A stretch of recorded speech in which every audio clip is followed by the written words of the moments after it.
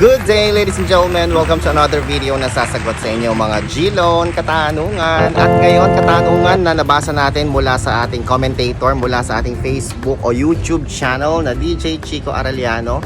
Nako, sabi po niya very dismayado po siya dahil napakaganda ng kanyang record sa G-Loan.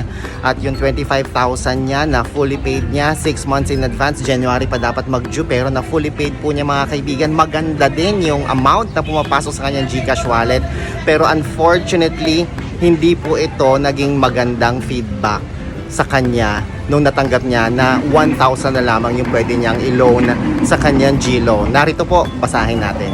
Hindi natin malaman mga kaibigan kung ano nga bang sistema meron ginagamit itong si G-Loan mga kaibigan. Basta ang alam natin, basta kayo po ay nag-advance full payment kahit wala pong offer sa inyo si G-Loan, aba, pwede po itong magdulot o magbunga ng mas mababang eligibility sa G-Loan. Kaya ang advice natin, hanggat walang offer, huwag po kayong mag-advance full payment sa G-Loan.